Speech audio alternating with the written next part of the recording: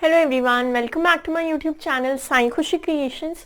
तो आज के वीडियो में मैं आपको ये दिखाने वाली हूँ कि आप माता दुर्गा को श्रृंगार का सामान कब चढ़ाएं, कैसे चढ़ाएं, उसमें क्या क्या आप लें और उसका बाद में आपको क्या करना है, सब कुछ मैं आपको इस वीडियो में बताने वाली हूँ। साथ ही साथ आप सिर्फ माता दुर्गा को नहीं, किसी भी देवी मैया की आप पूजा कर रहे हो, लक्ष्मी माता, सरस्वती माता, सुभद्रा माता या जो भी देवी मैया की आप पूजा कर रहे हो, राधा मैया की, सबको आप सेम तरीके से 16 श्रृंगार चढ़ा सकते हैं। नवरात्रि हो ना हो, कोई और पूजा हो, तुलसी विवाह हो, सेम तरीके से आप ये सारा जो श्रृंगार का सामान है ये चढ़ा सकते हैं। और कब आप चढ़ाएं, कोई सी भी पूजा हो, आपकी शादी की सालगिरह हो, कोई सा भी शुभ दिन हो, जब भी आपने मान्यता ली हो तब आप माता को श्रृंगार का सामान चढ़ा सकते हैं। नवरात्रि के दौरान तो दुर्गा माता को श्रृंगार का सामान जरूर से चढ़ाना चाहिए। 16 श्रृंगार अगर आप लेना चाहें तो 16 श्रृंगार लें, वरना आप सिर्फ जो मेन सुहाग की निशानियां होती हैं वो भी ले सकते हैं, जैसे चूड़ी, बिंदी, मेहंदी, सिंदूर और एक चुनरी। ये 5 चीजें तो आपको माता को चढ़ानी ही चढ़ानी चाहिए। चूड़ी, बिंदी, मेहंदी, सिंदूर और चुन्नी। इनके अलावा अगर आप 16 श्रृंगार का सामान लेना चाहें तो वो अब मैं आपको बता देती हूँ। तो 16 श्रृंगार में सबसे पहले हमें माता को अर्पित करने के लिए चुन्नी लेनी है। एक चुन्नी तो हम माता को उड़ाएंगे और एक अलग से लेंगे। अगर आप अलग से ना लेना चाहते हो तो आप ये वाली चुन्नी माता को उड़ा दें। इसके बाद हम लेंगे माता के बालों के लिए रिबन। रिबन की जगह आप जो रबर बैंड आता है वो भी ले सकते हैं। इसके बाद हम लेंगे ये हल्दी, कुमकुम है तो हल्दी भी और कुमकुम यानी कि रोली भी, ये दोनों ही सुहाग की निशानियां होते हैं, तो ये हल्दी कुमकुम भी आप लें। इसी के साथ साथ ये मैंने काजल लिया है, काजल भी आप लें। इसके बाद ये तेल है तो तेल हम लेंगे। आप ये जो सामान है ये जितनी क्वांटिटी में लेना चाहें वो क्वांटिटी खुद डिसाइड कर सकते हैं। इसके बाद ये नेल पॉलिश है, ये बिंदी है, आप बिंदी के पत्ते वाली बिंदी भी ले सकते हैं और ऐसी ये डिब्बी वाली भी ले सकते हैं।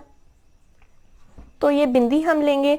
इसके बाद माता के लिए नथ मैंने ली है और इसी के साथ साथ बिछुए भी लिए हैं। आप पायल भी ले सकते हैं, जो भी आप लेना चाहें।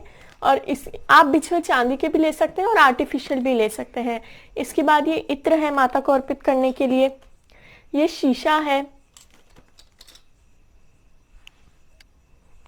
इसके बाद हम लेंगे मेहंदी। तो मेहंदी आप ऐसे मेहंदी आप सूखी भी ले सकते हैं और ऐसे कोन में भी ले सकते हैं, जैसे भी आप लेना चाहें। इसके बाद हम लेंगे माता को अर्पित करने के लिए मंगलसूत्र और सिंदूर। सिंदूर भी आप सूखा ले सकते हैं या फिर इस प्रकार से गीला ले सकते हैं। और ये जो हमारा नेक्स्ट है शैम्पू। तो ये तो आंवला, शिकाकाई, रीठा, ये तीनों का पाउडर वाला सूखा शैम्पू है।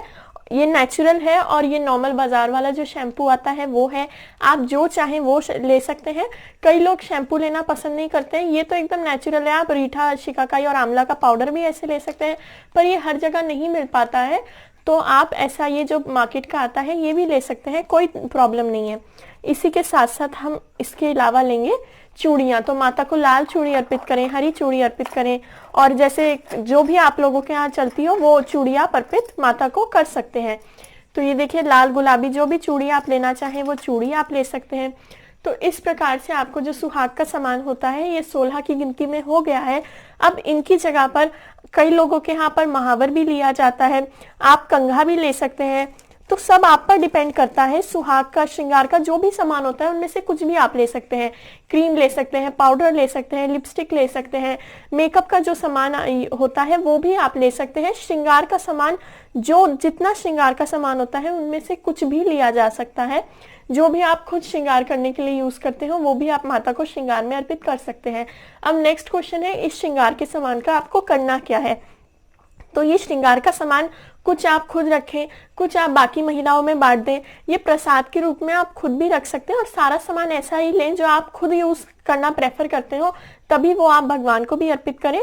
तो ये सब सामान आप जो भी है ये भगवान को अर्पित करें और उसके बाद खुद आप थोड़ा अपने लिए रख लें और थोड़ा सा आप बाकियों में बांट दें। जैसे ये चूड़ियों में से 4 चूड़ी आप बाहर बांट सकते हैं। 2 मंदिर, माता देवी दुर्गा के मंदिर जाकर, दुर्गा मैया के मंदिर जाकर आप सबको 2-2 चूड़ी बांट सकते हैं। और इस प्रकार से आप, जैसे ये पाउच है शैम्पू की, तो ये आप ज्यादा क्वांटिटी में ले सकते हैं, तो ये आप ज्यादा महिलाओं को बांट पाएंगे। जो सिंदूर है वो आप ज्यादा क्वांटिटी में ले सकते हैं, बिंदी के पत्ते ले सकते हैं। इन 16 श्रृंगार की चीजों में से भी आप बांट सकते हैं, या फिर कोई एक चीज भी 16 की गिनती में लेकर वो भी आप चाहे तो बांट सकते हैं। तो इस प्रकार से भी आप 16 श्रृंगार बांट सकते हैं। और ये जो श्रृंगार का सामान है कुछ आप खुद रखें, कुछ थोड़ा भी, अगर आप 2 चूड़ी भी बांट रहे हैं पर थोड़ा जरूर बांटें। और इसी प्रकार से आपको माता को श्रृंगार का सामान अर्पित करना होता है। और सेकेंडली, माता को श्रृंगार का सामान कोई भी अर्पित कर सकता है। अब अगर आप कोई लड़के हैं तो फिर आप ये श्रृंगार का सामान माता को अर्पित करने के बाद किसी में बांट सकते हैं, अपनी बहन, बेटी, माँ, बहन, किसी को भी दे सकते हैं। और इस प्रकार से माता को श्रृंगार का सामान कोई भी चढ़ा सकता है, क्योंकि ये तो हम माता को दे रहे हैं, दुर्गा मैया को दे रहे हैं। जैसे हम अपनी माता को, कोई भी हो माता को, जैसे आपकी मम्मी होंगी, उन्हें कोई भी कुछ भी श्रृंगार का सामान दे सकता है, उसी सेम प्रकार से दुर्गा मैया को भी आप श्रृंगार का सामान अर्पित कर सकते हैं। तो अगर आपको वीडियो अच्छा लगा हो तो वीडियो को लाइक करें, मेरे चैनल साईं खुशी क्रिएशंस को ज़रूर से सब्सक्राइब करें एंड ऐसे और इन्फॉर्मेटिव वीडियोस के लिए हमारे साथ जुड़े रहें। Thank you very much for watching. आप मुझे इंस्टाग्राम और फेसबुक पे भी फॉलो कर सकते हैं, लिंक डिस्क्रिप्शन में है। Thank you very much. Please like, share and subscribe. Thank you.